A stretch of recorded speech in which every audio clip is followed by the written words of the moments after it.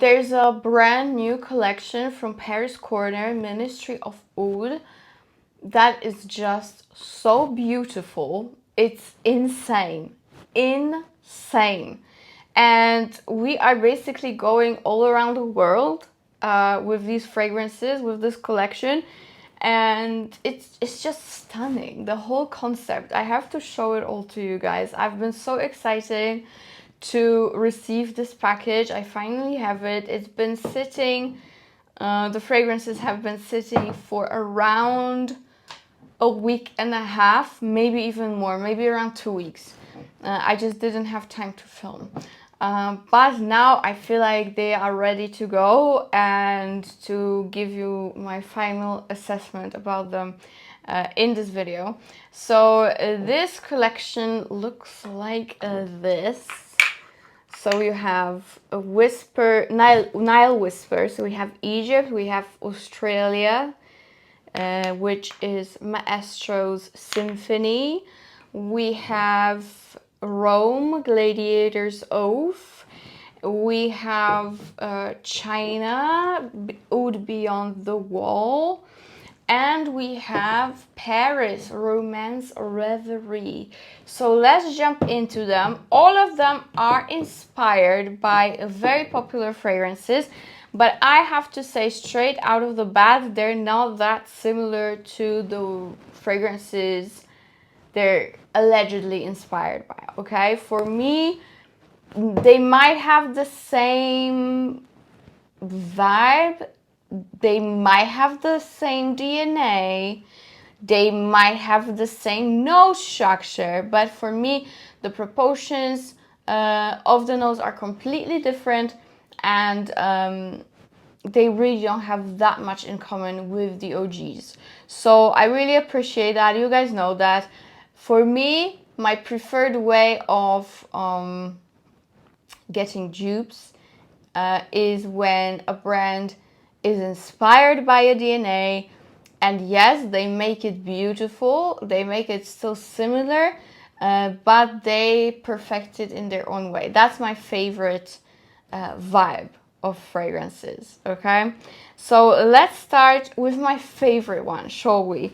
My favorite one, and I'm gonna be very, very upfront with you, this is not for everyone, okay? This is absolutely not for everyone. This is Nile Whispers, and look at the bottle. It's so pretty. I mean, it can be, you know, kind of extra to some, but when you see the whole collection and you have it like together, it actually looks really pretty.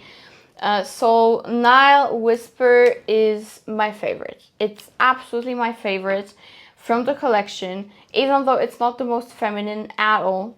It's supposed to be a dupe or inspiration from Days Delight from the House of Oud. And I have to say, it's really not. There is some vibe for sure, and there are bits and bobs that might definitely remind you of Date Delight. However, this is one of the most Middle Eastern leaning fragrances that I have in my collection. No joke. This smells like a Medina in Morocco. Hands down. Or a super luxurious lobby in Oman. This is what it reminds me of. You know, I've been traveling to Middle East since I was a little child. And this is a particular scent that I really associate with those countries. Like, for me, I love it. I love it. It brings me so much joy. This is exactly what I love to smell. But I know for many people it might be too strong, it might be too off-putting, it might be weird. So maybe test it before you buy. But if you have, I wouldn't even say if you have similar tastes to mine, you can blind buy it, because, you know, scents are not only preference. Scents and what you like to smell is experience. And I feel like if I didn't have a certain experience traveling in my life, I wouldn't like it. To certain places, I mean. So keep that in mind, please. Just keep that in mind. I think the more it dries down, the more it becomes similar to Days Delight. However, it has such a strong Middle Eastern vibe that it's not a safe blind buy, but it's absolutely beautiful for me. So it has dates and peony, cinnamon caramel, tonka bean and coumarin, honey, sugar, vanilla, benzoin, and labdanum. And that benzoin, labdanum, honey really like is on the front screen here with the dates. And you get like a watery, flowery, peony note running through it. And I could swear I smell a little bit of rose as well. For me, it just smells like Middle East in the best way possible. Very opulent, luxurious smell. So not European, so not mainstream. Love it though. I absolutely adore it. But just, you know, maybe test it. Maybe test it before you buy it. But for me, it's a winner. I love it. I really, really do. So that's that. Then we have a beautiful, beautiful inspiration. But I would say this one is the closest to the original from all of these. And this is Romance Reverie, so it's Paris, and the bottle is very lovely. And this is supposed to be a dupe inspiration from Xerjoff, the newest anniversary. I think it came out last year, I think so. And I really want it. I really, really wanted it for a long, long time.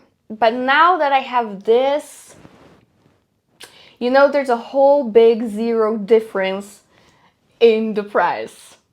And I mean, that zero goes in the back.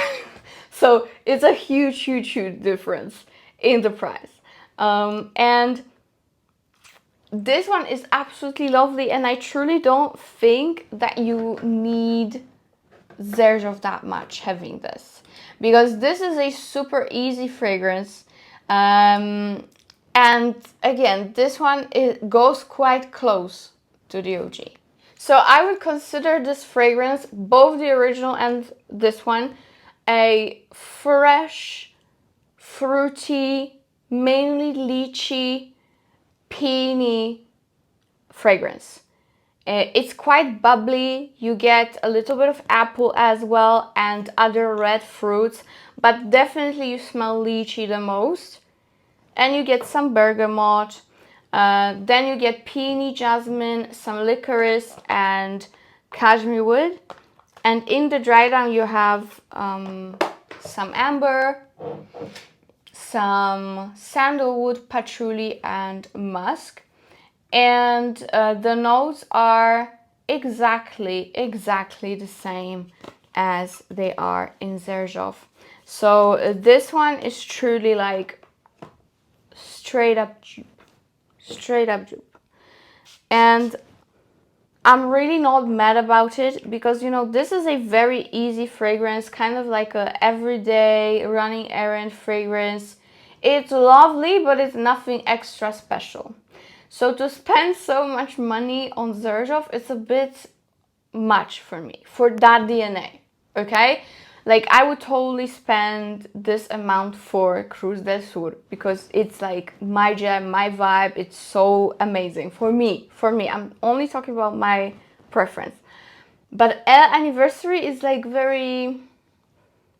I think it's more forgettable than, for example, Cruz del Sur, all right? That's just my opinion. Or Alexandria too. This one is very, very easy to reach for every day, as I said, but it's going to be great for special occasions too. Easily can be a wedding fragrance as well. Longevity is very good with moderate projection. So this one I really, really like, and I think that in opposite to Nile, this one is a safe blind buy. So that is beautiful pinky Paris. Then we have something that sometimes smells exactly like the OG for me, and today it really doesn't. I have it on me at the moment and I cannot get the OG through anywhere. And this is a Maestros Symphony, and it is supposed to be a dupe for Maison Crivelli Oud Maracuja. Now, when it comes to Paris Corner, if you really want like a one-to-one straight up dupe for Oud Maracuja, like hands down perfection, get Huria. Here you cannot go wrong, okay? This is like straight up Oud Maracuja dupe. Perfect. Even more woody, I would say. So that is like one-to-one dupe for Oud Maracuja. This one, on the other hand, I felt like a week ago it was closer. I feel like a few days ago it was a bit closer to the OG. And now that I have it on my arm for a couple of hours now, no. And the notes are also not exactly the same. So here we have some maracuja, other fruits, saffron and Turkish rose, agar wood, Indonesian patchouli, benzoin, leather, akigala wood, amber, vanilla and labdanum. So not that far away from the original note structure, but slight differences. And I would say the proportions of this fragrance are so different than they are in Maison Crivelli's version. Here mainly I get rose and saffron and patchouli amber scent. That's mainly what I get, with a little bit of leather. Whereas in the actual Oud Maracuja, I mainly get passion fruit and tropicalness in general, and loads of oud leather. Here, this is way more mellow. Some might say it's more wearable, but for me, I prefer that crazy strong structure of Oud Maracuja, and Huria gives me exactly that. So this one might be a massive love for you, but I would try before I buy. For sure. Okay, that's Sydney. And we've got 2 more to go. So the first one has such a beautiful bottle and beautiful vibe of China. And this is called Oud Beyond the Wall. And it really is nice, right? It is quite extra, but I love that collection presentation-wise. So this is supposed to be similar to Gris Charnel. But I would say, yes, okay, the DNA is very similar, but this is the most masculine Gris Charnel version I've ever smelled. This is even more masculine than Extrait from Gris Charnel. This is very cologne-y. So mainly it's gonna be cardamom vetiver oriented. There is nothing milky, frothy, chai latte in here comparing to the original. All right, so that it's pretty much gone. If you were after that, it's not gonna be here. This is still a Gris Charnel DNA. It's cardamom, fig, sandalwood fragrance, but it's very much masculine leaning. It's cologne-y. Definitely a cologne-y fragrance. So in here we have cardamom, fig and black tea, iris and vetiver, sandalwood and tonka. And yes, of course, it does have exactly that Gris Charnel vibe, but I would say it's for sure fresher, more cologne-y, and not milky at all. This one isn't milky. So it's kind of Gris Charnel stripped away of creaminess and milkiness. But I'm not saying it's a bad thing, because I actually suppose many people will love this one for that. Especially guys watching. Don't sleep on this one, because this is a very, very sexy masculine interpretation of Gris Charnel DNA. Love that. I will not personally wear it because it's too masculine for me. but I very much appreciate it, and I think this will be very well worn by my boyfriend, because we have a lot of inspirations from that DNA, but this one is for sure the most masculine. It's way more masculine than Liam Gray from Latafa. It's more masculine than any other, okay? So this one is great for guys. And I said what I said. And last but not least, we have a beautiful, beautiful fragrance that is inspired by one of my favorite fragrances in the world, Goldfield and Banks Silky Woods. But again, it steers away from the OG quite a bit. And it is Gladiator's Oath. So it might seem super masculine, Gladiator, blah, blah, blah, Colosseum, right? The fights. But actually, this is very much unisex, even leaning feminine, I would say. Because for me, the original Goldfield leans very much feminine. But again, this one steers away from the OG for sure. It's not exactly like it. Absolutely not. If you want like a full-on dupe of Silky Woods, but even more vanilla actually. No oud, just more vanilla. But other than that, same. Fragrance World, notes jazz. This is it. This is that girl, so to speak. This one is a variation, okay? And I have it right here. And it has a beautiful lifetime on your skin. It lives to the fullest. I would say it's a gorgeous, gorgeous scent. I would say it's actually, you could say it's a perfect Goldfield and Banks Silky Woods flanker for summer. All right? This is like Silky Woods Heat Wave or Silky Woods Elang, because this has a very much amped up floral notes, and it's less vanilla, it is less heavy woods and less powdery.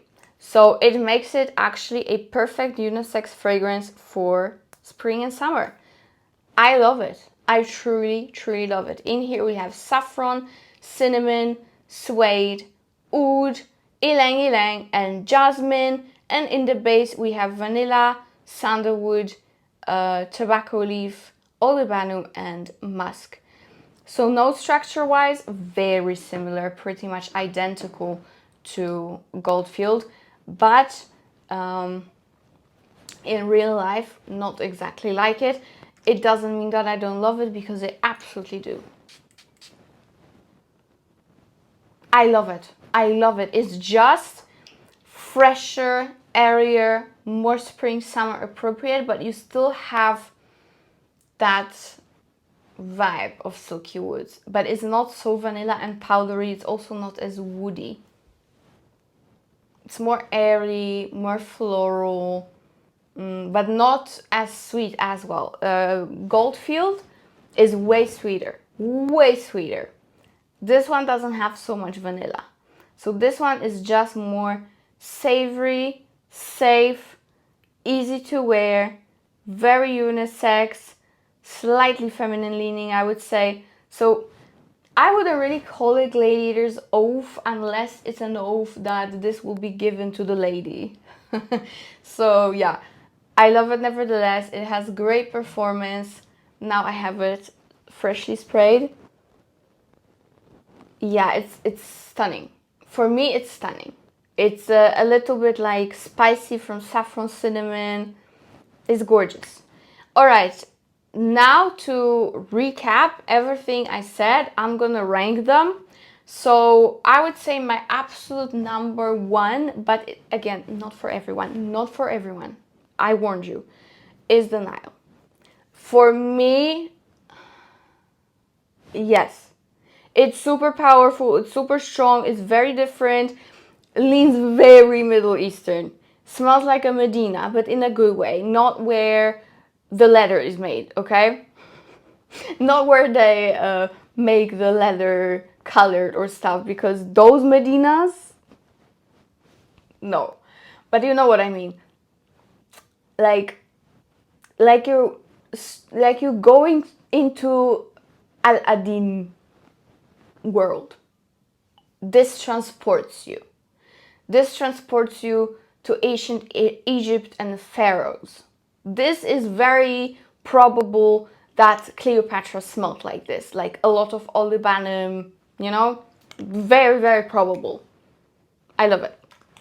Love it, love it, love it. So this is 10 out of 10 for me. Then on my number 2 spot, so we're going from my favorite to least favorite. On my number 2 spot will be Paris, because I think it's going to be the easiest one to pull off, and the scent is beautiful. Super feminine, no boys allowed here. Gorgeous, gorgeous lychee scent. All right, so that's easy peasy number 2 spot. On my number 3 spot, hands down, Gladiator. Love it. You still have that hint of silky wood, but done in a very airy, summery way and way less sweet, but I still absolutely love it. So that's my top 3. These 3 are a big yes, like a massive, massive yes, even though I know that this is surely not for everyone, for sure, but I'm gonna wear it to bits, even now in summertime. On my number 4 spot, it would be the Great Wall, because the DNA is done perfectly, it's just very cologne-y leaning. So for all the men, this is a very, very sexy fragrance for you guys. For you guys watching, this is for you, for sure. You will love it. And on last spot, I thought it would be way higher in my ranking, but I feel like this fragrance is still doing something inside the bottle. Because at first, for me, it was very similar to Oud Maracuja, and now it's totally not. So I'm kind of worried that it will change again in a couple of weeks. A very, very unsettled fragrance here, okay? I don't know if it's just my crazy bottle right here, or it happens to every single bottle. It doesn't smell bad. Don't get me wrong. It doesn't smell bad or weird or funky. It's just not similar to Oud Maracuja anymore. So for now, it's on the last spot. But if you want a perfect Oud Maracuja dupe, then I would go for Huria from the same brand.